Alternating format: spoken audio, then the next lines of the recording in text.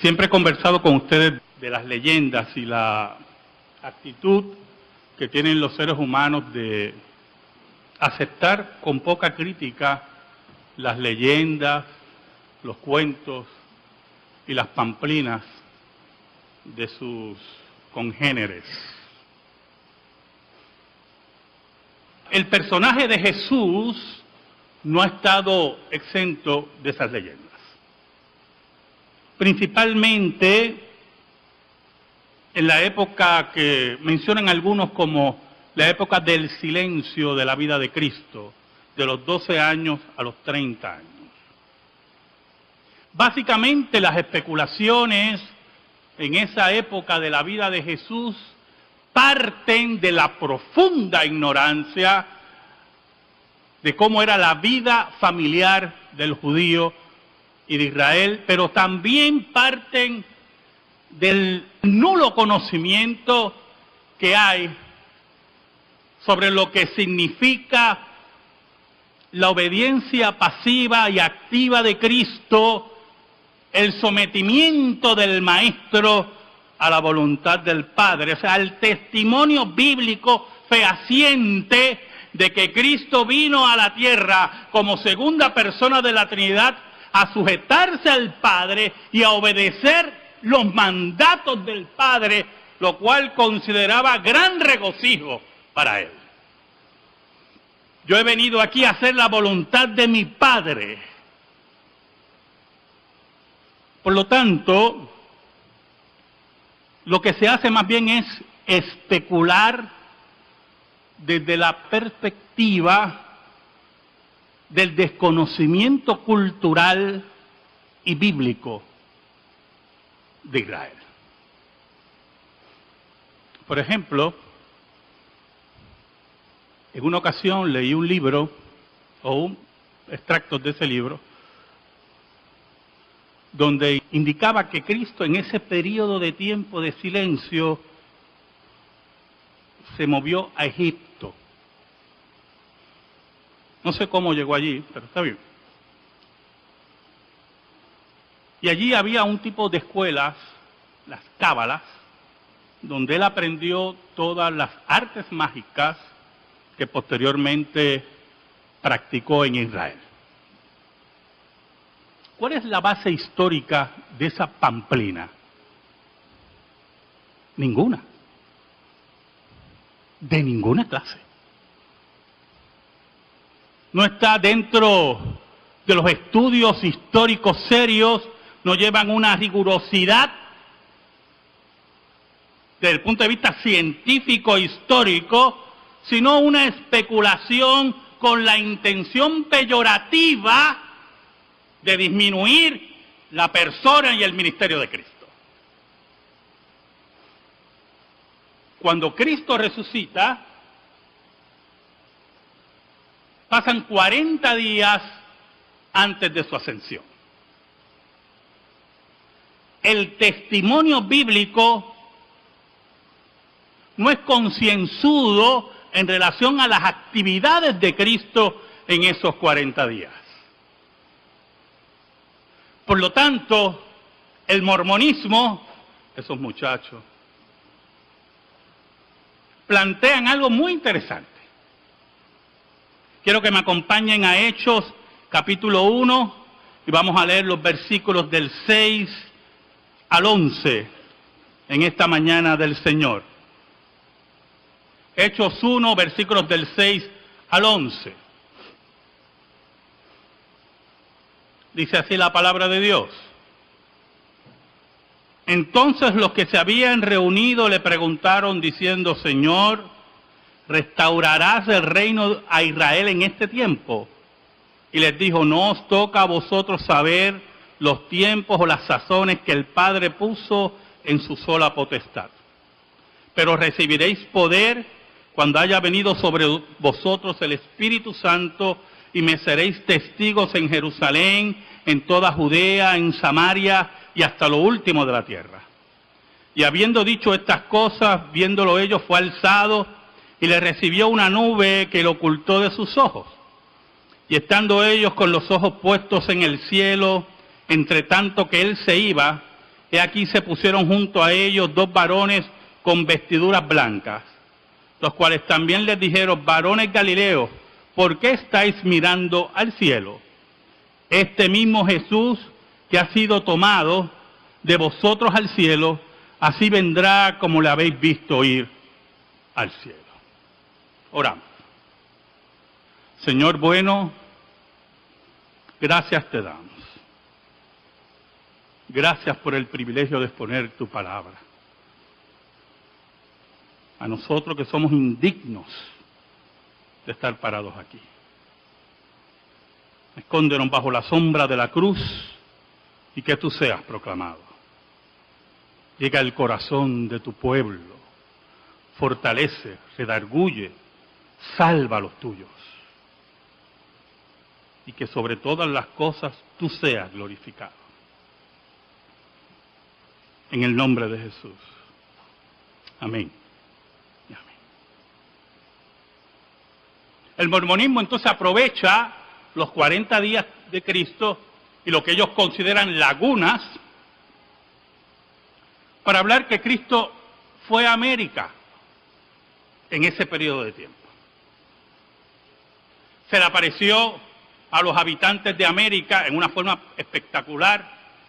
Si quiere leer sobre ese relato, está dentro de los cómics que hay en la historia. El Libro de Mormón, uno de los grandes cómics de la historia.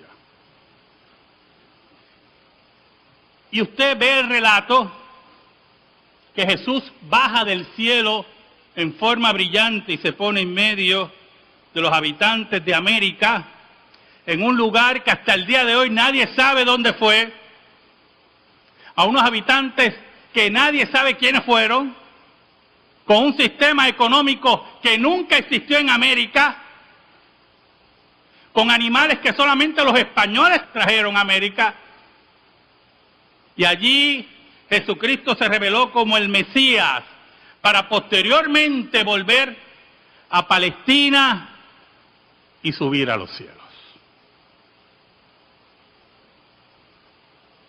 Y siempre me he preguntado, y tengo la contestación, es una pregunta retórica, ¿por qué ese empeño con Jesús? ¿Por qué no especulan con Buda? ¿Por qué no especulan con Lao Tse?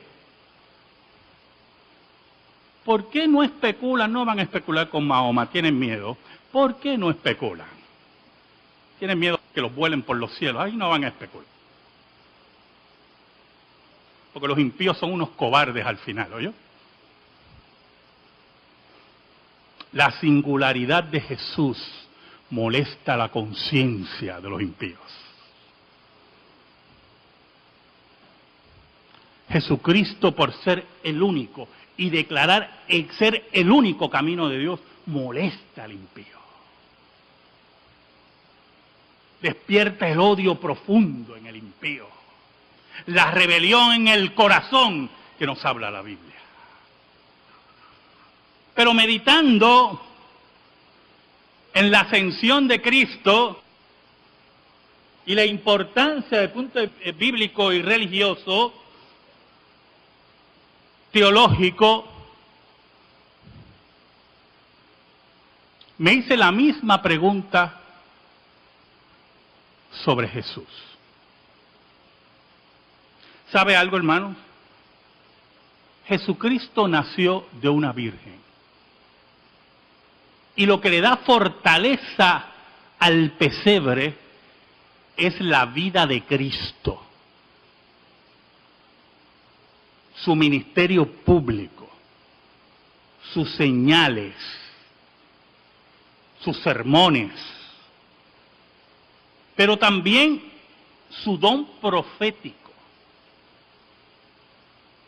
Jesús anuncia su muerte, su asesinato y su resurrección. Por lo tanto, lo que le da sentido a la vida de Cristo, a su ministerio público, como parte integral de la labor soteriológica de Dios, es el Calvario, el Gólgota. En el Gólgota se cumple la profecía de Cristo que iba a ser apresado y asesinado. En ese sentido, el pesebre significa que Cristo vino con un propósito a este planeta. Pero hay otro problema.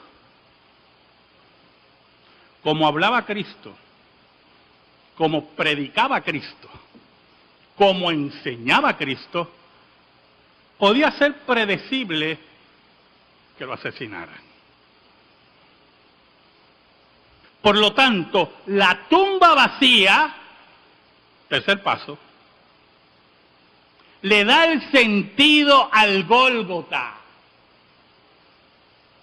Es en el Gólgota donde Cristo lleva nuestros pecados. Pero cualquiera puede decir que muere en una cruz o en una silla eléctrica o por inyección letal, que muere por pecadores.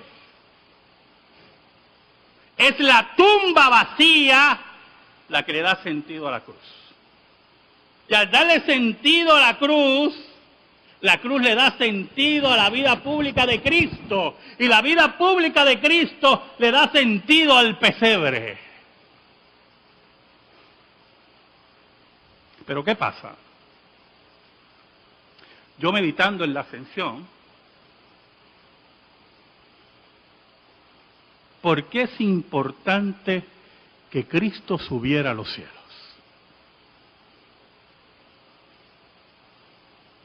Mira el versículo 6.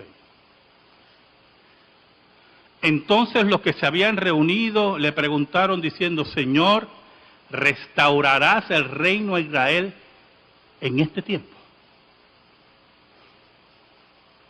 ¿Qué denota la pregunta de los apóstoles? ¿Qué expresa la pregunta de los apóstoles? Una fe infantil,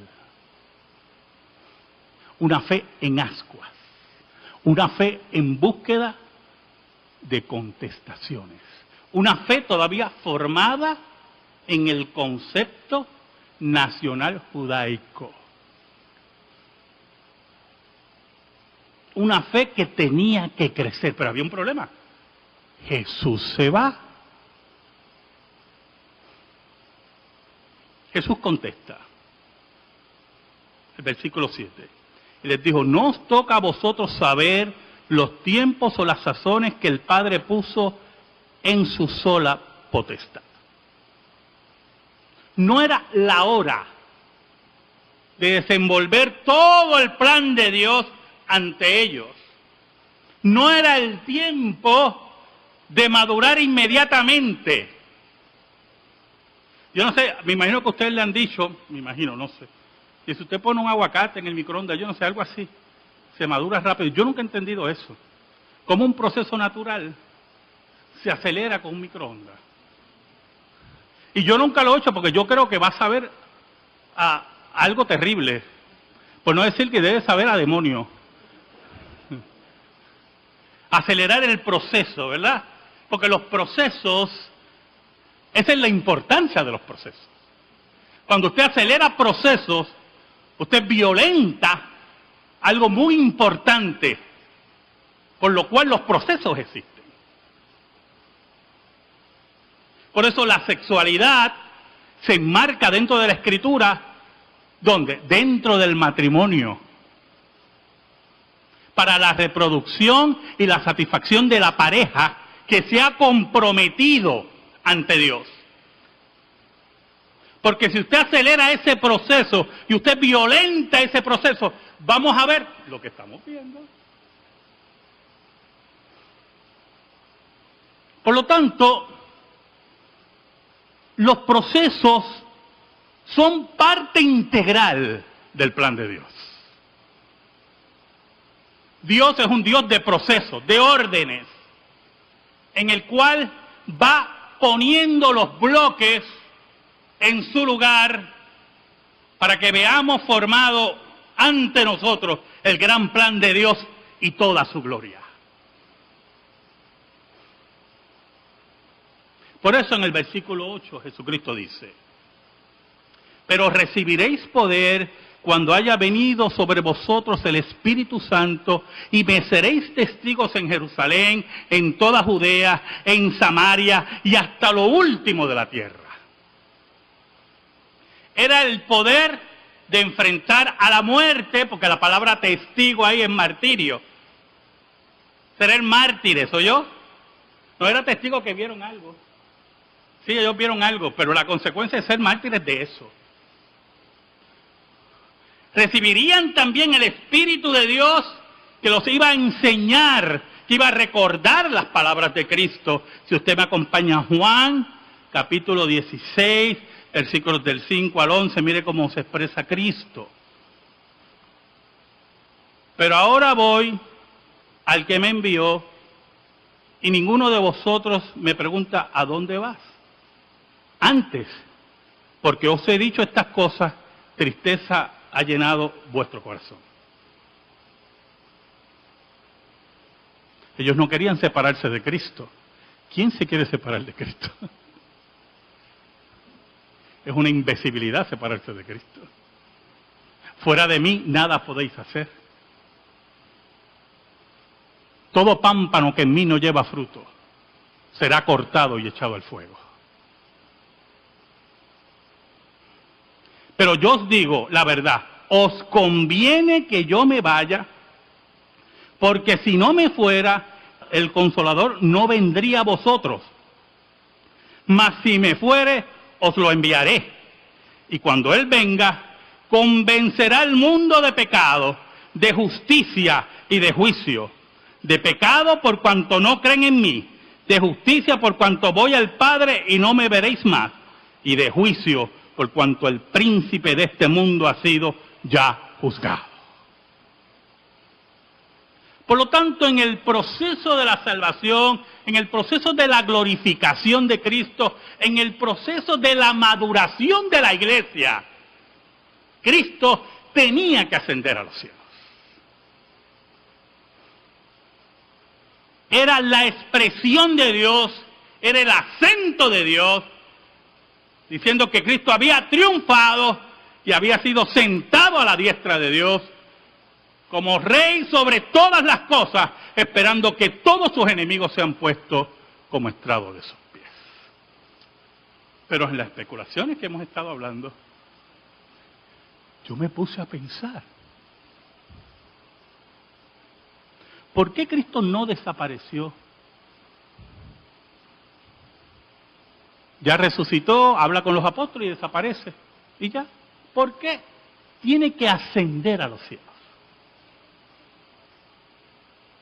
Desde el punto de vista de la especulación, imagínese si Cristo hubiera desaparecido. Los especuladores de las cábalas y de Cachemira y de América y de yo no sé de qué más, imagínense lo que se hubiera inventado. Es con el testimonio bíblico, y hay una secta islámica, que enseña que Cristo no murió en la cruz, que se desmayó, tremendo desmayo. Entonces, como en aquel tiempo no había mucho conocimiento médico, pues la gente creía que se había muerto. Y lo pusieron en la tumba, pero con el frío de la tumba revivió. Aunque tenía un hueco aquí, otro hueco acá, un hueco en los pies, dos en cada pie, una herida aquí, se pudo levantar. Todos los que se han cortado aquí un pie un poquito saben que usted no puede ni casi caminar, pero él podía caminar. Había una piedra gigantesca, ¿verdad? Con un sello romano. Y esta secta nos dice que Cristo se levantó por el frío de la tumba, movió la piedra, una piedra de toneladas, estaba envuelto, ¿verdad?, como una momia. Me imagino que brincó con el hombro, movió la piedra, los soldados estaban dormidos. Eso es lo que cree la secta, yo estoy narrando lo que ellos creen, no es broma.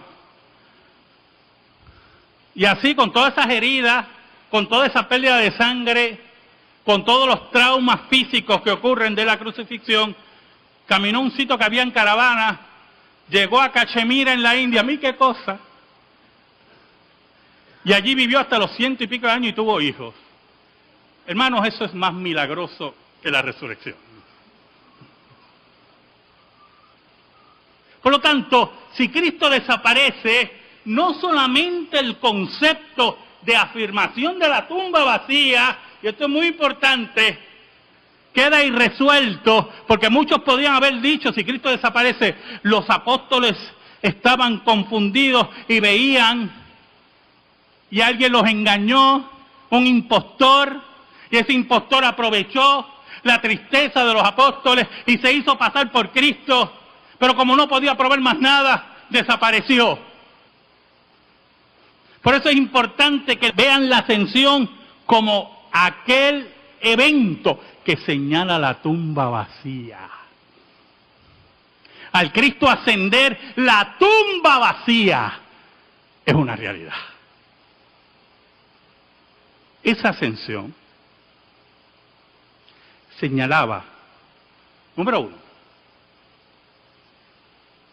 que Cristo había vencido la muerte, que Cristo era el Rey sobre todas las cosas, que Cristo era el dispensador de todos los tiempos, que el Espíritu Santo no solamente procedía del Padre, sino también del Hijo, y que Cristo había sido entronado en los cielos por su Padre, para la gloria de Dios Padre, como dice Filipenses.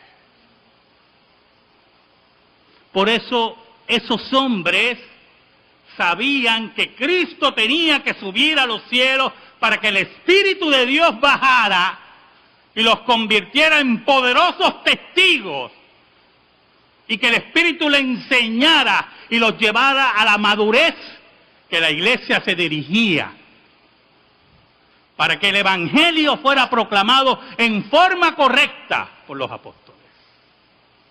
En el versículo 9 dice, y habiendo dicho estas cosas, viéndolo ellos, fue alzado y le recibió una nube que lo ocultó de sus ojos. No solamente para ellos era el Cristo verdadero, sino que la ascensión le demuestra a ellos que no estaban confundidos, que no había un impostor entre ellos, sino que Cristo verdaderamente había vencido la muerte. Pero no solamente eso, que ellos no iban a estar huérfanos, que el Espíritu de Dios, como dijo Cristo, no los voy a dejar huérfanos, sino que enviaré el Consolador. Ellos estaban seguros que el Espíritu de Dios vendría sobre la iglesia. Ahora, es interesante el versículo 10, por algo, porque el versículo 9 dice que Cristo ascendió a los cielos. Debe haber sido un evento increíble, ¿oyó? Los discípulos hablando con él, y él empieza a subir, ellos se quedan mirando, y dice la Biblia, el versículo 9, que una nube lo ocultó, ¿verdad que sí? Pero el versículo 10 dice, que me llamó mucho la atención, que se quedaron mirando, aún después que la nube los ocultó. Un reflejo normal. Los que fueron aquí niños y los llevaron al parque, por lo menos en mi época era el Luis Muñoz Rivera, ¿verdad? Ahí era que me llevaba mi padre. Me compraba siempre un globo de helio y siempre el globo salía volando tarde o temprano. Y yo me quedaba mirando el globo llorando, esperando, ¿verdad?, con el lloro convencer a mi padre que me comprara otro. No me lo compraba, pero me quedaba mirando con la esperanza de alcanzarlo, no perderlo de vista, por la empatía como niño que había creado. Esto es muy diferente, ¿oyó, hermano? Los apóstoles estaban maravillados, llenos de asombro. El Cristo que ellos adoraban, el Cristo que ellos oyeron, el Cristo que les enseñó, es el Cristo triunfante que nunca mintió. Por eso se quedaban mirando a los cielos. Mira el versículo 10. Y estando ellos con los ojos puestos en el cielo, entre tanto que él se iba, aquí se pusieron junto a ellos 2 varones con vestiduras blancas. Por lo tanto, todo era un evento maravilloso y milagroso. Y allí ellos mirando al cielo, viendo la consumación y la intervención de Dios por el triunfo de Cristo sobre todas las cosas. El versículo 11 se repite una promesa.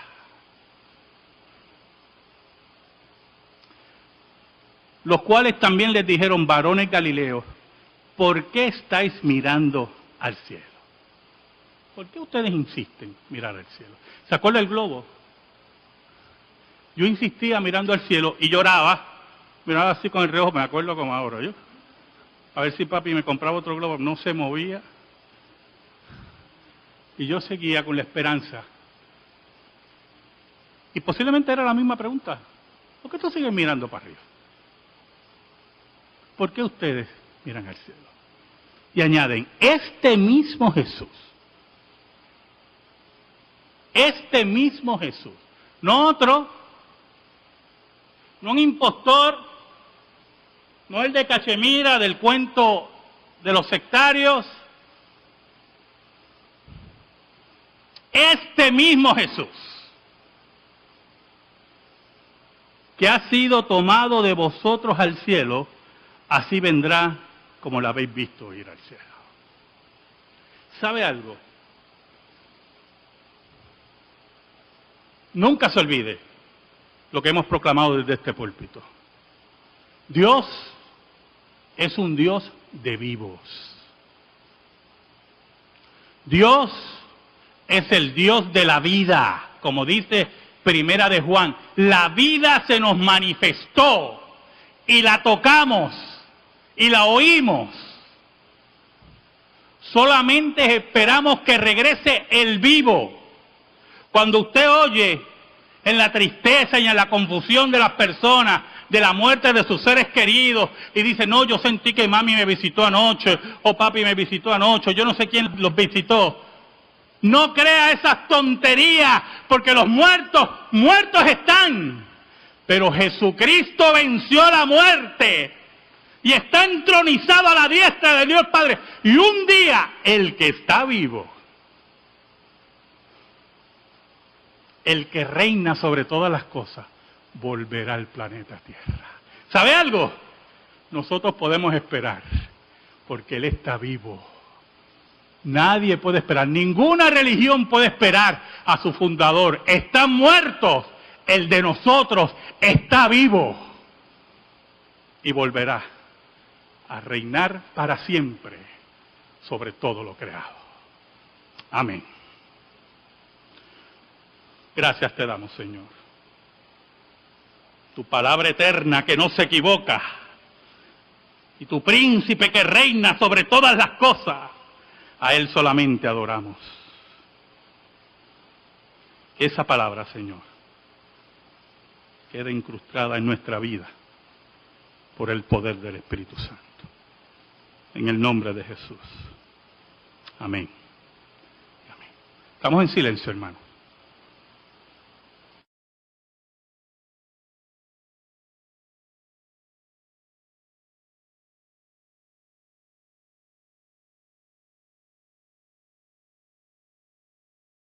Años. Básicamente las especulaciones en esa época de la vida de Jesús parten de la profunda ignorancia de cómo era la vida familiar del judío y de Israel, pero también parten del nulo conocimiento que hay sobre lo que significa la obediencia pasiva y activa de Cristo, el sometimiento del Maestro a la voluntad del Padre. O sea, el testimonio bíblico fehaciente de que Cristo vino a la tierra como segunda persona de la Trinidad a sujetarse al Padre y a obedecer los mandatos del Padre, lo cual consideraba gran regocijo para él. Yo he venido aquí a hacer la voluntad de mi Padre. Por lo tanto, lo que se hace más bien es especular desde la perspectiva del desconocimiento cultural y bíblico de Israel. Por ejemplo, siempre he conversado con ustedes de las leyendas y la actitud que tienen los seres humanos de aceptar con poca crítica las leyendas, los cuentos y las pamplinas de sus congéneres. El personaje de Jesús no ha estado exento de esas leyendas. Principalmente en la época que mencionan algunos como la época del silencio de la vida de Cristo, de los 12 años a los 30. Ninguna. De ninguna clase. No está dentro de los estudios históricos serios, no llevan una rigurosidad desde el punto de vista científico histórico, sino una especulación con la intención peyorativa de disminuir la persona y el ministerio de Cristo. Cuando Cristo resucita, pasan 40 días antes de su ascensión. En una ocasión leí un libro, o un extracto de ese libro, donde indicaba que Cristo en ese periodo de tiempo de silencio se movió a Egipto. No sé cómo llegó allí, pero está bien. Y allí había un tipo de escuelas, las cábalas, donde él aprendió todas las artes mágicas que posteriormente practicó en Israel. ¿Cuál es la base histórica de esa pamplina?